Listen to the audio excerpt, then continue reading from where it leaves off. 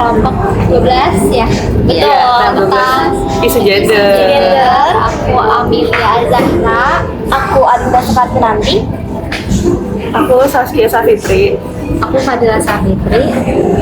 Dan kami bersama narasumber dari organisasi perempuan. Siapa Kak? Halo, nama aku Niki. Hai Kak Hai, Niki. Jadi kita akan melakukan wawancara bersama Kak Neki. Jadi kita harap pertanyaan yang kita kasih menjawab semuanya ya.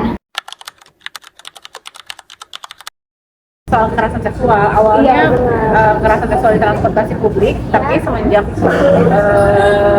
2016, semenjak pandemi ini fokusnya ke semua kekerasan seksual di transportasi publik aja. Begitu.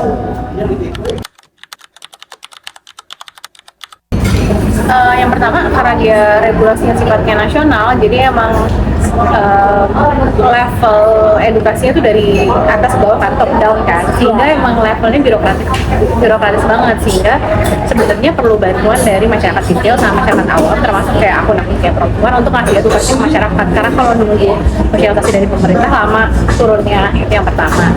Terus yang kedua, secara budaya di Indonesia sendiri sih yang melihat kayak masih memaklumi bahwa itu udah terjadi sejak dulu dan nggak masalah walaupun udah ada undang-undangnya, tapi udah berpuluh-puluh tahun kan hal itu dianggap sebagai hal yang wajar. Jadi pas kita mau mengubah perspektif itu juga jadi PR banget, karena budaya yang terbangun udah berpuluh-puluh tahun, sementara ini baru belum juga 5 tahun kan gitu. Berarti dari edukasinya yang kurang dan Edukasinya betul. budaya spekul ya.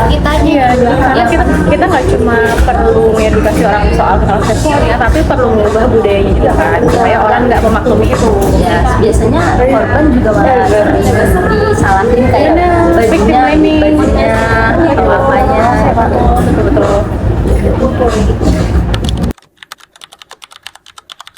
Tadi ya kalau lebih ke budaya, kebiasaan selama ini sama perlu diedukasi karena masyarakat belum banyak yang tahu. Dan hal lain juga yang berkontribusi adalah orang masih banyak kejadian nyata bagaimana orang-orang yang melakukan itu tuh nggak disanksi yang benar-benar ngasih efek jerak. Oke, ini ada aturannya, tapi masih banyak itu orang-orang yang karena dia orang terkenal atau punya jabatan atau dia dipandang public figure sehingga dia bebas dari sanksi yang ada, sehingga masyarakat melihat walaupun ada aturannya ya tenang-tenang aja, selama lo punya power lo akan bebas ya. Gitu. Jadi itu tantangan yang menurut aku.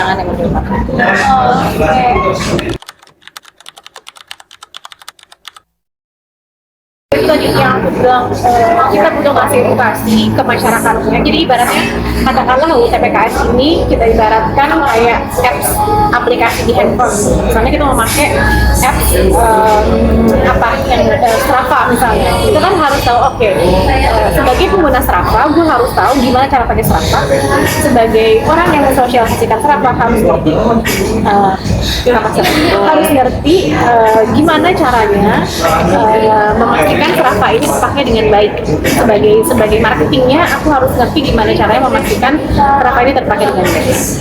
Itu juga kayak gitu. Jadi sebagai masyarakat kita mesti ngasih edukasi ke masyarakat gimana sih caranya pakai UTPKS kalau mau lapor kemana, gimana caranya, apa aja yang perlu disiapin buat laporan, dan sambil menunggu adanya sosialisasi dari pemerintah, dari lembaga-lembaga yang UTPKS ini ke aparat, karena kan aparat itu bagian dari pemerintah ya. Jadi sebenarnya tanggung jawab kita untuk mengedukasi aparat, tapi yang kita lakukan adalah mengedukasi masyarakat supaya satu, masyarakat mengerti gimana cara pakai UTPKS, minimal tahu cara laporannya kemana, tahu apa aja definisi contoh-contoh kekerasan seksual. Dan yang kedua, masyarakat jadi tahu gimana cara mereka menekan aparat untuk mereka melakukan tugas yang baik. Jadi kayak hal-hal sederhana kayak misalnya kemarin ada perempuan ngevideoin polisi yang oli kan juga ngasih tekanan kan bahwa lu harusnya nggak melakukan itu. Setidaknya di video itu ada edukasi. Yang pertama, dia menjelaskan apa itu kekerasan seksual, catcalling itu kekerasan seksual. Yang kedua, dia menjelaskan bahwa lu sebagai aparat harusnya bukan justru jadi pihak yang tidak melakukan itu dan mengedukasi soal kekerasan seksual. Dan yang ketiga, dia masih edukasi juga soal ini loh, bahkan orang yang harus jadi marketing dari PKS malah melakukan kekerasan seksual gitu. Jadi hal-hal kayak gitu, hal-hal sederhana yang bisa kita lakukan juga buat berkontribusi membuat orang makin paham soal PKS tanpa harus menunggu aparatnya paham dulu, karena kalau nunggu aparatnya paham dulu 10 tahun lagi gitu kayaknya baru paham gitu karena mereka iya, kalau mereka paham mereka belum tentu mau melakukan itu kan. Kami sebenarnya perempuan itu sifatnya lebih ngasih edukasi aja. Jadi siapapun prinsipnya kami memberikan informasi edukasi ke orang-orang supaya ngerti gimana caranya bantuin saat diri sendiri atau orang lain jadi korban. Jadi palingan kalau ada orang yang minta bantuan nggak kita bantu langsung karena kami bukan background psikologi, jadi kami rujuk aja ke lembaga lain yang emang bisa menangani itu. Nah, tergantung kebutuhan apa yang mereka butuhin, bantuan hukum, bantuan medis, atau bantuan psikologis, ya kan? Atau juga bisa kalau misalnya dia korban KBGO, maka bantuan digital. Jadi kita merujuk aja, nanya ke mereka butuh bantuan apa, terus kita bantu merujuk ke lembaga lain. Gitu.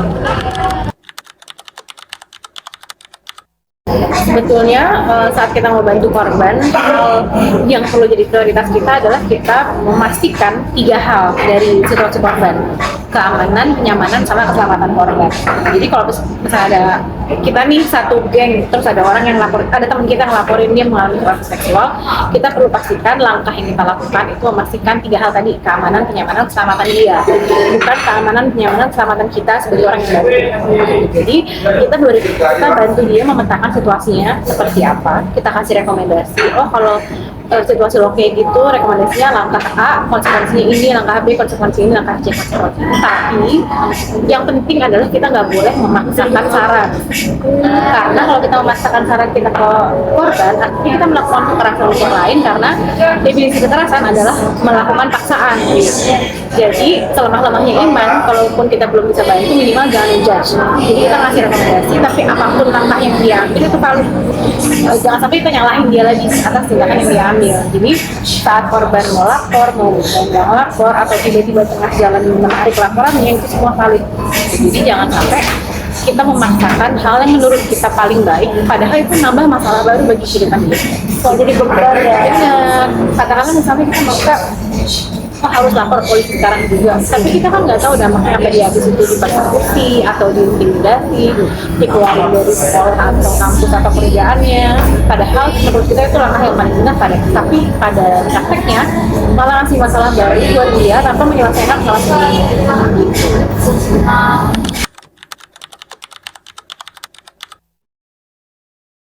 Sekarang udah ada database LSM di Indonesia di website namanya Cari Layanan. Jadi itu bisa jadinya mendata dari setiap wilayah di mana-mana saja.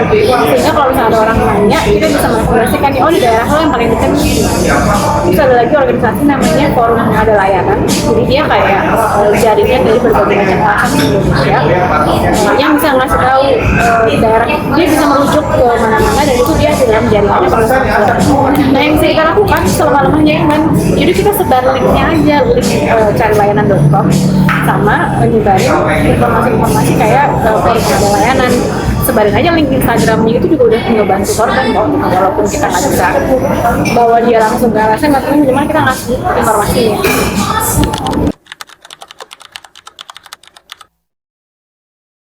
Sebenarnya aku nggak terlalu suka bahas harapan, karena harapan itu awal dari kecewaan, ya kan, itu yang pertama. Jadi yang penting adalah apa yang bisa kita lakukan, ya fokusnya ke tindakan aja. Kalau harapannya kita menunggu pihak lain melakukan sesuatu, tapi kita mau tindakan, kita punya power kok melakukan tindakan. Nah apa sih yang bisa kita lakukan sebagai rakyat jelita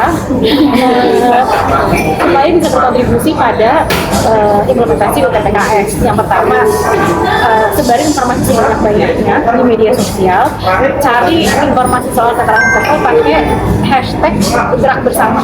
Jadi itu adalah hashtag yang dipakai dari Komnas Perempuan dari 2016 pas kami mengkampanyekan PKS sampai dengan sekarang. Jadi kalau mau nyari informasi tentang kekerasan seksual pakai hashtag gerak bersama. Itu yang pertama. Jadi kalau misalnya ada orang nyari tahu, gue pengen tahu soal KS, gue cari aja di manapun hashtagnya gerak.